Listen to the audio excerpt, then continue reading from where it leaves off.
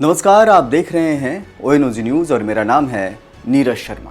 आज हम बात करेंगे जेवर अंतर्राष्ट्रीय हवाई अड्डे के आसपास लागू किए गए उन नियमों की जो आम लोगों और बिल्डर्स दोनों पर सीधा असर डालेंगे, क्योंकि जब से एयरपोर्ट का काम शुरू हुआ है तब से इन्वेस्टमेंट भी बहुत ज़्यादा हो गया है। दिल्ली NCR और दूर दराज के कई लोग जेवर एयरपोर्ट के आसपास में ज़मीन खरीद रहे हैं, मकान बनाने की कोशिश कर रहे हैं। इसमें कई सारे बड़े इन्वेस्टर्स हैं, कुछ छोटे भी हैं। लेकिन इन इन्वेस्टरों के लिए क्या है नियम, आज के एपिसोड में यह हम जानेंगे।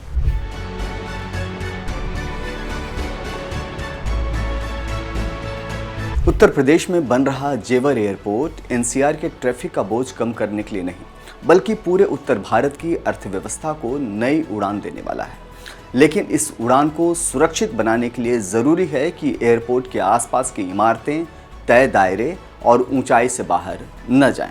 इसी को ध्यान में रखते हुए यमुना इंडस्ट्रियल अथॉरिटी और एयरपोर्ट अथॉरिटी ऑफ इंडिया ने मिलकर नए नियम लागू किए। अब जेवर एयरपोर्ट के 20 किलोमीटर के दायरे में आने वाले सभी इलाकों के पर इन नियमों के तहत होंगे।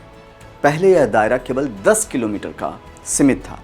अगर कोई इमारत 15 मीटर से ऊंची है तो उसे बनाने से पहले एयरपोर्ट अथॉरिटी ऑफ इंडिया से NOC यानी नो ऑब्जेक्शन सर्टिफिकेट लेना ज़रूरी हो गया है।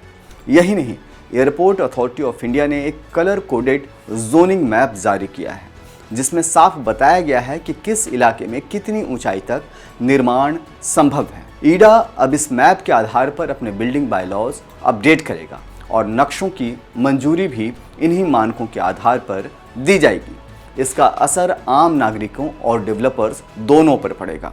अगर आपने एयरपोर्ट के आसपास प्लॉट खरीदा है या मकान बनवाने की सोच रहे हैं तो आपको यह देखना होगा कि आपकी ज़मीन इन 20 किलोमीटर के दायरे में आती है या नहीं।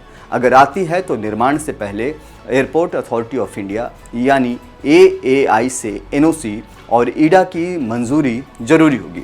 डेवलपर्स के लिए यह भी नियम चुनौती है, क्योंकि अब उन्हें प्रोजेक्ट की प्लानिंग में शुरुआत से ही इन पाबंदियों को शामिल करना होगा। इसका साफ असर जो जेवर एयरपोर्ट के आसपास जो रियल एस्टेट मार्केट है उस पर पड़ना साफ तय माना जा रहा है। बाजार पर भी इसका साफ असर दिखाई देगा। कुछ इलाकों की कीमतें गिर सकती हैं क्योंकि वहां नियमों का पालन मुश्किल होगा, लेकिन दूसरी तरफ यह भरोसा भी बढ़ेगा कि जहां निर्माण होगा वह सुरक्षित, वैध और प्लान के मुताबिक होगा। विशेषज्ञ मानते हैं कि यह कदम निवेशकों और खरीदारों दोनों के हित में है, क्योंकि अवैध निर्माण और विवादों की संभावना घटेगी। ईडा अधिकारियों का कहना है कि यह बदलाव विमान सुरक्षा और उड़ान मार्ग की बाधा मुक्त व्यवस्था के लिए बेहद ज़रूरी है।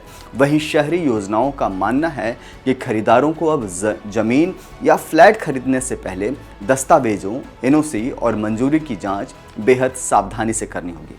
तो संक्षेप में जेवर एयरपोर्ट के आसपास निर्माण का नियम अब और सख्त हो गया है। जोन बढ़ाकर 20 किलोमीटर कर दिया गया है और 15 मीटर से ऊंची इमारतों के लिए NOC ज़रूरी कर दिया गया है। कलर कोडेड जोनिंग मैप अब आधार बनेगा। यह नियम सिर्फ कानून की औपचारिकताएं नहीं हैं, बल्कि सुरक्षा, विकास और स्थिरता की भी गारंटी है।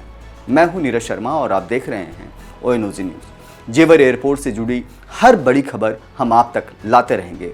तब तक के लिए जय हिंद, जय भारत, नमस्कार।